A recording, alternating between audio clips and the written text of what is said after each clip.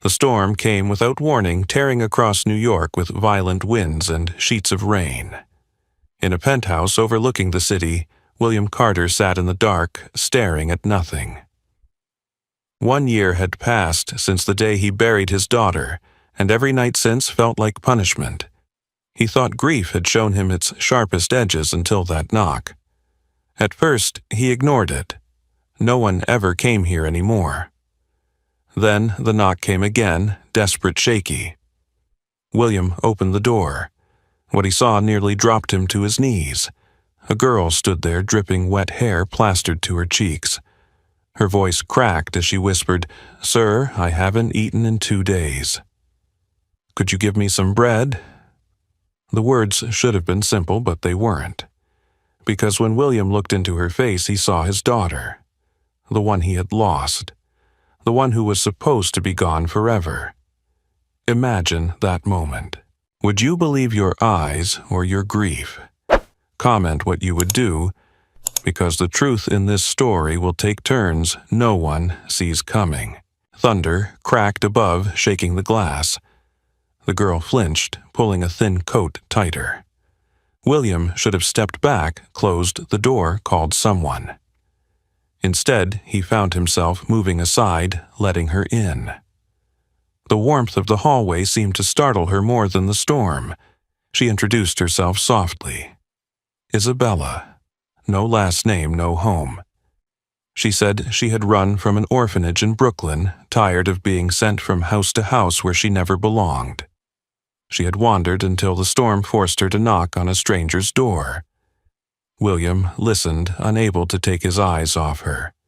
The resemblance to his daughter wasn't just in her features. It was in the way she held herself, the way she chewed her lip when nervous, the way her gaze darted between him and the floor. Every gesture felt like a memory resurrected. Minnie Hook. William wasn't just looking at a hungry child. He was staring at an echo of the life he had lost. And echoes have a way of demanding to be heard. He led her into the kitchen, hands shaking as he reached for things he hadn't touched in months. Milk, cocoa, crackers. He hadn't made hot chocolate since before the accident, but tonight he did. Isabella cupped the mug with both hands, steam rising against her face. For the first time, she looked at him directly, and there it was, the spark he remembered, the very one that once lit up his world. He almost had to look away. His chest felt like it was splitting open. She explained between sips that she had left the orphanage because another transfer was coming. She didn't want to start over again. "They won't notice I'm gone until tomorrow," she said. The shrug that followed was so painfully familiar, William had to grip the counter to steady himself. His daughter had done the same whenever she tried to act brave. He nearly broke then. Nearly told the girl everything, who she looked like, why she was breaking him open. But instead he asked, "Are you warm enough?" His voice cracked. She nodded, though she kept shivering. Minnie Hook. This wasn't a coincidence. It couldn't be. Either grief had finally driven him mad, or fate had just stepped into his living room. The storm outside raged louder, lightning flashing across the walls. Isabella finished the last cracker, and then something happened that pulled the air from his lungs. She smiled. It was crooked, uneven, just a little lopsided, the exact smile his daughter used to have. William turned away quickly, his hand gripping the sink. He hadn't smiled back in a year. He wasn't sure he even remembered how. But now, watching this girl, he felt something stir, something terrifying and fragile. Hope. She caught him staring. "Why are you looking at me like that?" she asked, suspicion flashing in her eyes. He swallowed hard. The truth slipped out before he could stop it. "Because you remind me of someone I loved more than anything." The silence that followed was heavier than the storm. Isabella lowered her gaze, as if afraid she had intruded on something sacred. The clock ticked past midnight. Rain pounded the windows. and William Carter realized this was no ordinary night. A stranger had begged him for bread. But what she brought inside was far more than hunger. She was a mirror of his past, a mystery wrapped in flesh and blood. A knock had opened a door that grief had locked shut, and once opened it could never be closed again. So let me ask you, if fate gave you this moment, would you take it, or would you turn away? Because William Carter was about to make a choice that would shatter everything he thought he knew about loss, about love, and about second chances. The house was never meant to be this quiet. William Carter had grown used to silence in the years since his daughter's death. But that night, with Isabella sitting at the kitchen table, the silence felt different. It wasn't empty. It was waiting. He watched her sip the last of the hot chocolate, her hands wrapped around the mug as though she was afraid it might vanish. Her eyes darted around the room, taking in the photographs on the wall, the polished marble counters, the tall windows with rain still hammering against them. For a child who had begged for bread an hour earlier, it must have looked like another world. She set the cup down gently as if afraid to break it. "Do you always live here alone?" she asked. The question was simple, but it sliced through William. He nodded slowly. Yes. That single word carried the weight of 12 empty months of dinners, untouched, of rooms frozen in time. Isabella lowered her gaze, almost as if she had touched something fragile and didn't know how to fix it. William rose from his chair, forcing himself to steady his voice. "Come," he said. "Let me find you something dry to wear." He led her down the hallway to a guest room, though, in truth, it had been untouched for years. He opened a wardrobe and hesitated. Most of the clothes inside belonged to his daughter, things he hadn't been able to pack away. Isabella stepped closer, her eyes landing on a pale blue pajama set, folded neatly on the shelf. "May I?" she asked softly. For a moment, William couldn't breathe. The pajamas had been a birthday gift never worn. He wanted to say no, to protect them like he had protected every memory, but the words wouldn't come. He simply nodded. When she emerged from the bathroom a few minutes later, the pajamas hung loose on her thin frame, but she smiled shyly. For a fleeting second, William thought he was looking at his daughter again, as if the last year had been nothing more than a nightmare he could wake from. The thought both comforted and terrified him. Minnie Hook. Memory has a cruel way of blurring the line between what was lost and what still remains. And that night William found himself caught in that blur. Isabella looked around the room before settling onto the bed, her small hands smoothing the blanket. "This feels safe," she whispered, as though she didn't quite believe it. William lingered in the doorway, torn between wanting to stay and knowing he should give her space. He finally managed rest. "You're safe here tonight." She gave a tiny nod, curling under the covers. Within minutes, exhaustion pulled her into sleep. But William didn't sleep. He stood in the hallway listening to the sound of her breathing through the cracked door. His mind raced. Every instinct told him she was just a runaway girl, a stranger who happened to carry the shadow of someone he loved. Yet the resemblance was too sharp, the timing too cruel. He found himself returning to the doorway over and over, as though afraid she might vanish if he looked away. The storm outside finally broke, leaving only the drip of rain against the windows. The silence pressed heavier than before, but William wasn't alone in it anymore. He walked into his late daughter's room for the first time in months. The scent of lavender still lingered. Her books were stacked neatly, her drawings taped to the wall. He sat on the edge of her bed, staring at a photo of her grinning with cake smeared across her cheeks. The weight of memory settled on him, crushing and strangely alive at once. He whispered into the empty room, "What are you trying to tell me?" Back in the guest room, Isabella stirred. Her dreams must have been restless, because when William checked on her again, she was mumbling words he couldn't quite catch. He stepped closer. "Grace," she whispered, "wait for me." The name shot through him like lightning. Grace had been his daughter's middle name when no one at the orphanage could have known. His pulse hammered in his ears. He backed away, shaken, gripping the doorframe to steady himself. Minnie Hook. Coincidence was one thing. But when a stranger in your home calls out your daughter's name in her sleep, coincidence no longer feels like an answer. William returned to the kitchen, pouring himself a glass of scotch he didn't really want. His reflection in the window looked older than his years, worn thin by grief. Yet tonight something else flickered there too, fear, and beneath it a dangerous spark of hope. He had locked hope away 12 months ago. He wasn't ready to unlock it again.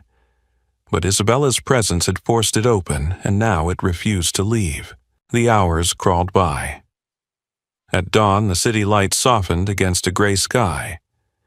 William brewed coffee, his hand steady for the first time in months.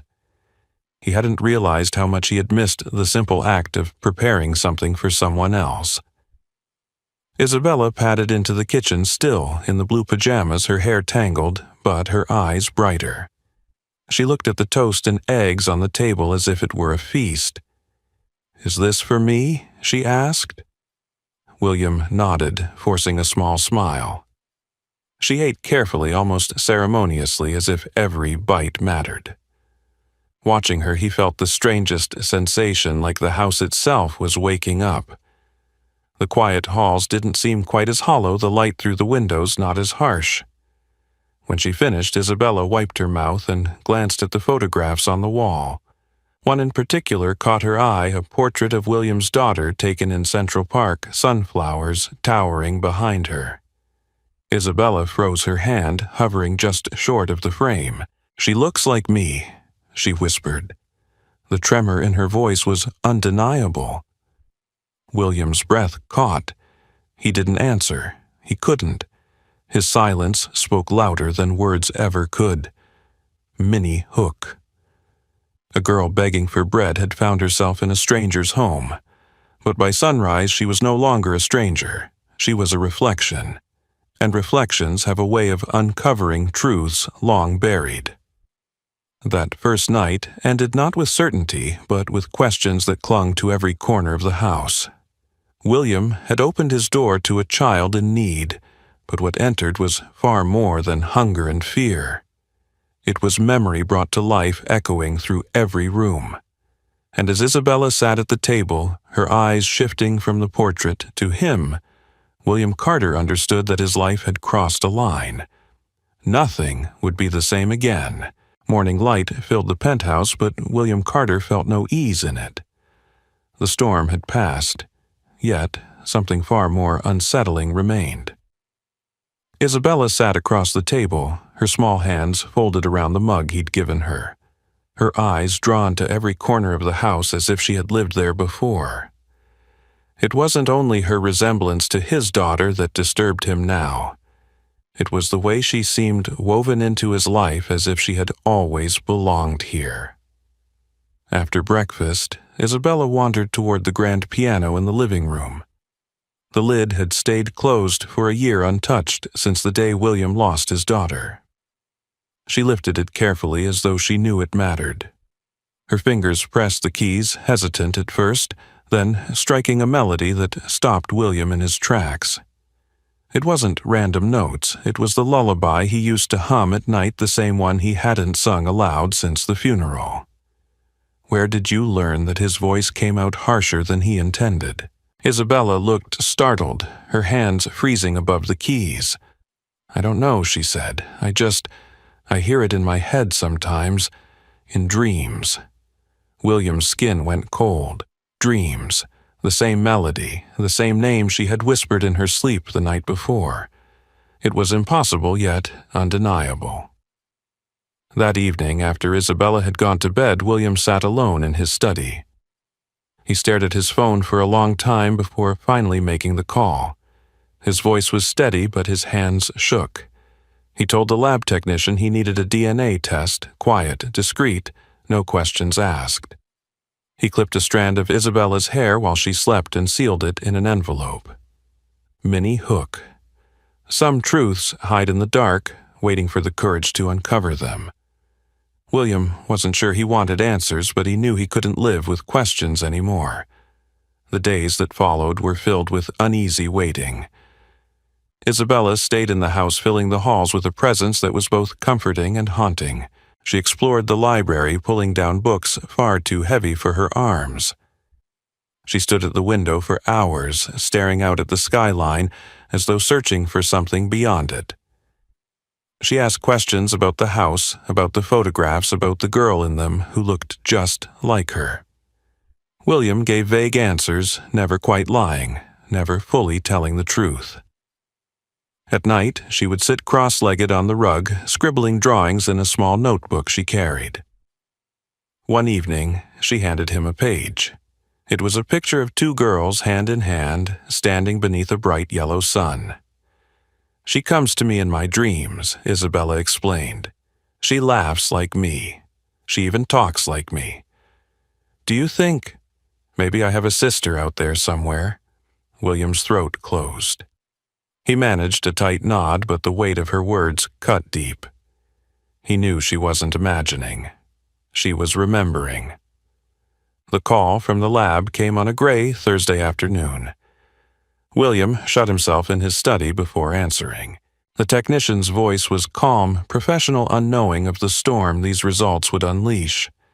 The test confirmed what his heart already suspected. Isabella was his daughter, his flesh and blood. The evidence was undeniable. He sat in silence after the call, staring at the papers on his desk. Relief should have come, but it didn't. Instead, shame rose in his chest, heavy and relentless. Because if Isabella was his daughter, then someone somewhere had kept her from him all these years, and he had allowed it. Minnie Hook DNA had given him truth, but truth without answers only deepened the wound. Someone held the missing piece, and William knew exactly who that someone might be. Her name came back to him like a whisper from the past Maria Alvarez. He hadn't spoken it in more than a decade, but the memory was still sharp. Maria, the woman he once loved, the woman he had turned away when responsibility threatened to upend his career and his reputation. She had left without explanation, disappearing into silence. And now, in the shadow of Isabella's eyes, William realized Maria had never truly left. That night, he couldn't hide the turmoil on his face. Isabella noticed. "Did I do something wrong?" she asked timidly. The question shattered him. He knelt before her, taking her hands. "No, you've done nothing wrong. You've done everything right." His voice broke, and he had to turn away before she saw the tears. In the still hours before dawn, William searched his records, his memory, any clue that could lead him back to Maria. A library in Princeton came up in the results. She was there working quietly, her life built far from the chaos of his own. He stared at the screen, his heart pounding. Minnie Hook. To uncover the truth of the present, William would have to walk back into the shadows of his past. And he wasn't sure if he was ready for what Maria Alvarez would say when she saw him again. He returned to Isabella's room and watched her sleep, the pale blue pajamas rising and falling with each breath. She looked at peace, but he knew peace wouldn't last. Answers were coming. Questions long buried were clawing their way back into the light. And as much as he feared them, he knew one thing with certainty. The girl who had knocked on his door begging for bread wasn't a stranger. She was his child, his blood, his second chance, and he would follow every painful road necessary to prove it to her, to himself, and to the ghosts that still haunted him. The train ride to Princeton felt longer than it was. William Carter sat by the window, his reflection shifting with every mile, his mind tangled in questions that refused to quiet. The DNA results had given him certainty, But certainty without understanding was a heavier burden than doubt. Isabella was his daughter. But why had she grown up in an orphanage? Why had he been left to bury one child while another lived a life without him? Only one person could answer that, Maria Alvarez. He found her in the quiet hush of the library, her hair streaked with gray, her posture weary but steady. Time had marked her face, but her eyes were the same, dark, intelligent, guarded. When she saw him, her expression flickered between recognition and dread. For a long moment neither spoke. Then Maria broke the silence. "I wondered when you would find me." They sat across from each other at a long oak table. Between them lay years of silence, mistakes, and choices that could never be undone. William's voice was rough, carrying more regret than accusation. Why Maria? Why was she left in an orphanage? Why didn't I know? Maria's hands trembled as she folded them together. "Because you made a choice," she said softly. "Back then, when I came to you, you said there was no room in your life. You had a daughter already. You had a career, a reputation. I walked away because I thought I had no place." Her eyes filled, but her tone hardened. "I was carrying twins, William. Did you ever stop to wonder if the life you rejected meant more than one child?" The words hit him like a physical blow. Twins. He remembered the night Maria left the arguments, the silence he forced to shield himself from shame. He had buried one daughter, not knowing another still breathed. Minnie Hook. Truth doesn't only cut it, carves open wounds you thought had healed. And William was bleeding with every word Maria spoke. She explained the rest with halting breaths. She had kept one child for a time, but struggled in poverty, unable to raise two alone. When tragedy and desperation collided, Isabella was left at the orphanage door. Maria had carried the guilt like a weight, too afraid to face William, too ashamed to disrupt the life she imagined he had built. "I thought she would find a family. I thought someone would love her the way I couldn't." William pressed his hands to his face. Rage burned, but so did sorrow. He wanted to condemn her, but he could see the truth. Maria had been young, scared, and alone. She had made a choice born of fear, and both of them had paid for it. When he returned to New York, Isabella sensed the heaviness in him. She sat on the living room rug, drawing as always, her voice quiet. "You found her, didn't you?" William didn't answer right away. Finally he said, "Yes." Isabella's eyes lifted, filled with both curiosity and fear. "Why did she leave me?" The question broke him. He sat beside her, pulling her close. "Because sometimes people make mistakes when they're afraid." She was afraid. I was afraid. But none of that changes who you are to me now. His voice cracked. "You are my daughter. Nothing will ever take that away." Isabella's hands clutched his shirt as she wept, and William held her as though holding both the child he had lost and the child he had found. For the first time, his grief loosened its grip. He realized he had spent a year clinging to a ghost, when in front of him was life itself, breathing, trembling, waiting to be claimed. Minnie Hook. Grief had written William's story for too long, but now love was rewriting the ending. The days that followed carried both tension and tenderness. Isabella tested him in small ways, asking if she could stay, then packing her few belongings, as if expecting him to send her away. Each time, William answered, not with promises but with presence. He showed her that the door would not close, not this time. They shared meals, laughter, breaking through the walls that had long silenced his home. She learned his rhythms. He learned her fears. Slowly, the house began to breathe again. Still, the road was not without conflict. One evening, Isabella asked bluntly, "If I had never knocked, would you have come for me?" The question was sharp, but William didn't hide from it. "I don't know," he admitted. "I can't change the past, but I can choose now, and now I will never let you go." That answer seemed to steady her more than any denial could have. Trust wasn't built overnight, but piece by piece, Isabella began to believe she belonged. William filed the paperwork for adoption, though the process was grueling.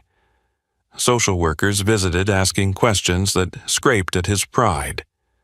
Was he trying to replace the daughter he lost? Could he provide not just wealth, but stability, love, and patience? He answered with honesty.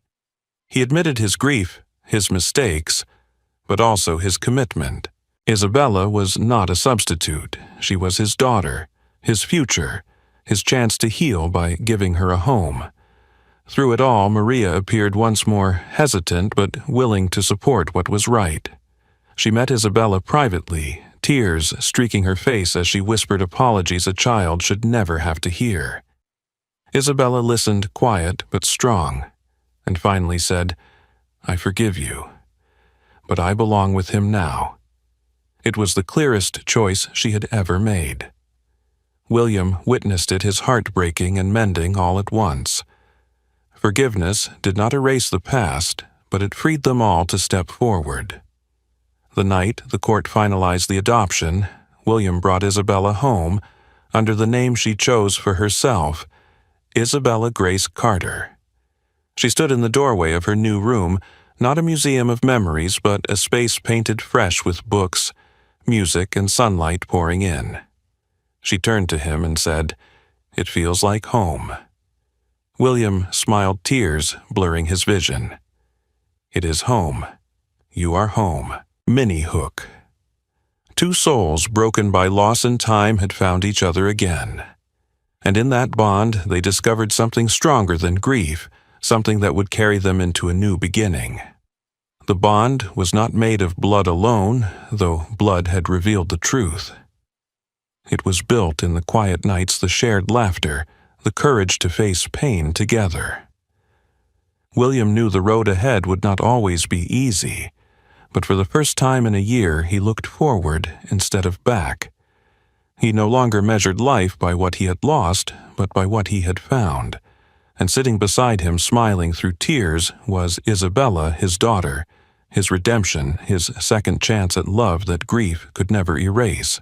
Spring came to New York with the kind of quiet promise William Carter hadn't felt in years.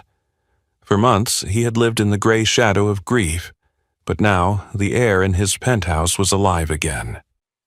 The walls that had once seemed like tombstones for memory now held the rhythm of footsteps, the sound of laughter, the clatter of dishes in the kitchen.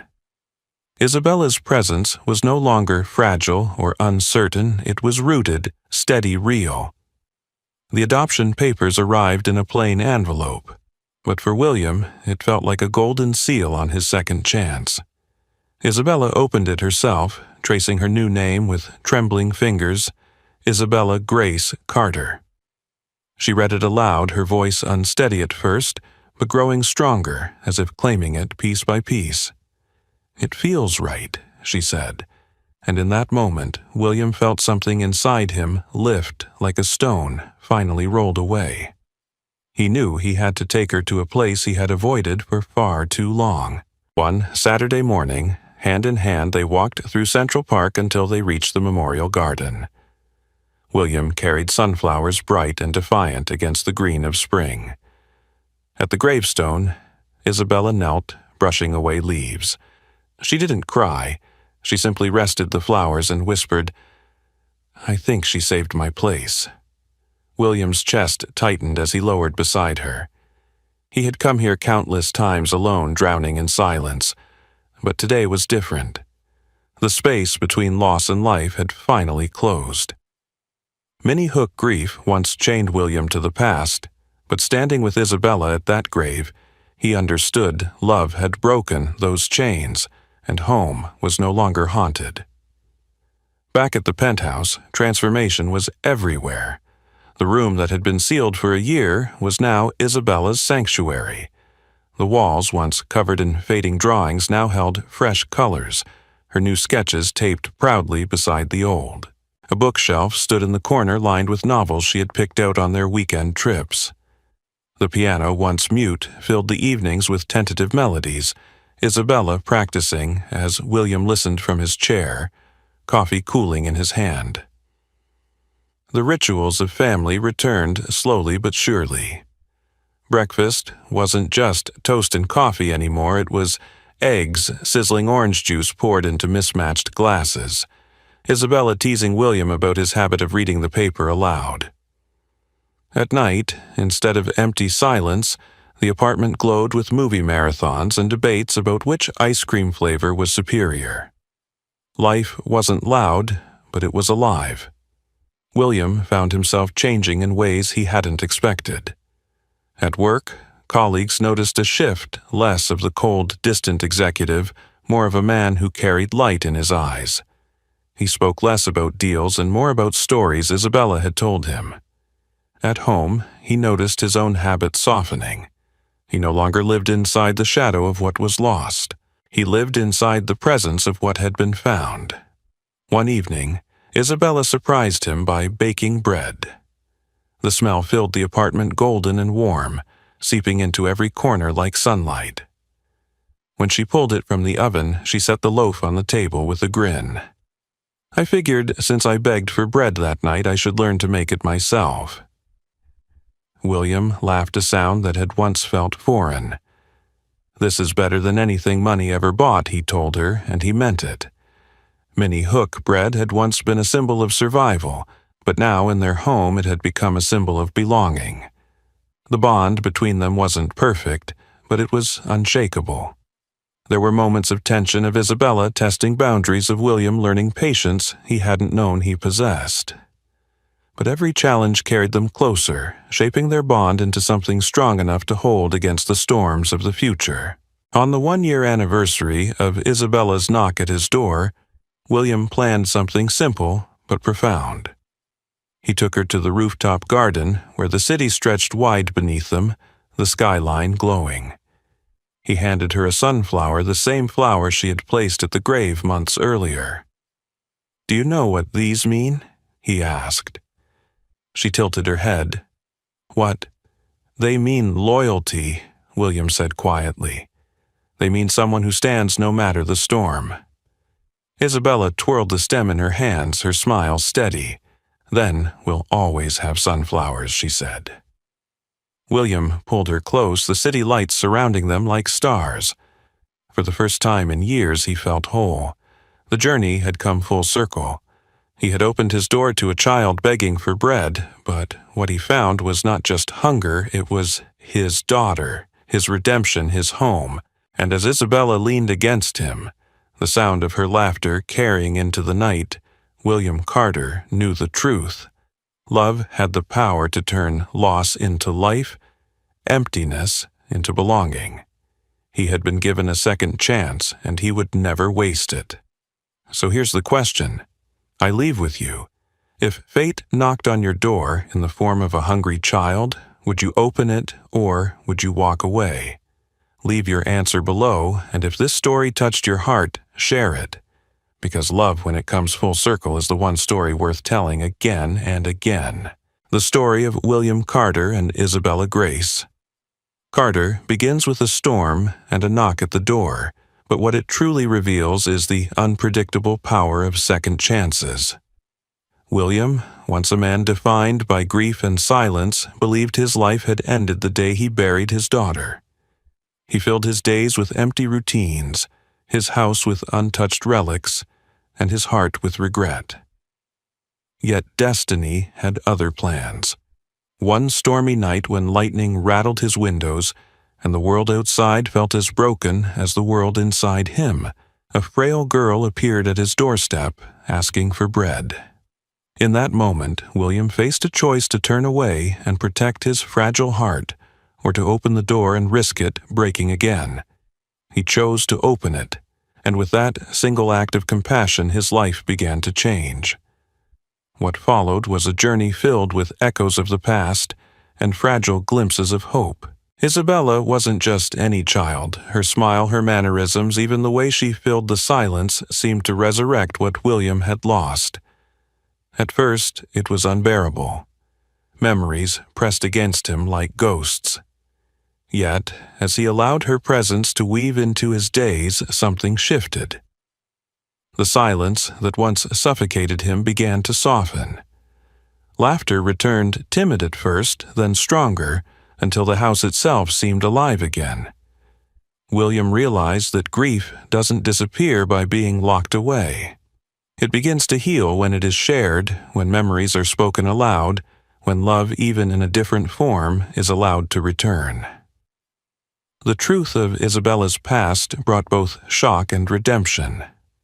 She wasn't simply a stranger who reminded him of his daughter. She was his daughter. Flesh of his flesh, blood of his blood, the child of a past mistake buried in secrecy, now standing before him with open hands. That revelation could have crushed him with guilt. Instead, it gave him purpose. He could not rewrite the past, but he could choose to be present now. He could give her what she had been denied for so long, a father, a family, and a home. As days turned into weeks, William and Isabella built their bond, not through grand gestures, but through the smallest, most ordinary rituals. Baking bread on a Sunday morning, watching movies under blankets, talking late into the night about dreams, fears, and even silly things that only mattered in the moment. These were the bricks of their new life together. And when the adoption papers were signed, when Isabella proudly took the name Isabella Grace Carter, it was not just a legal formality, it was a declaration. They were no longer two broken souls drifting apart. They were a family. The story comes full circle when Isabella, standing before her sister's grave, whispered words that captured the heart of their journey. "Thank you for saving my place." In that simple line lay the truth. Love had not vanished with death. It had made space for healing, for continuity, for new beginnings. The home that once felt like a shrine of sorrow became a sanctuary of life.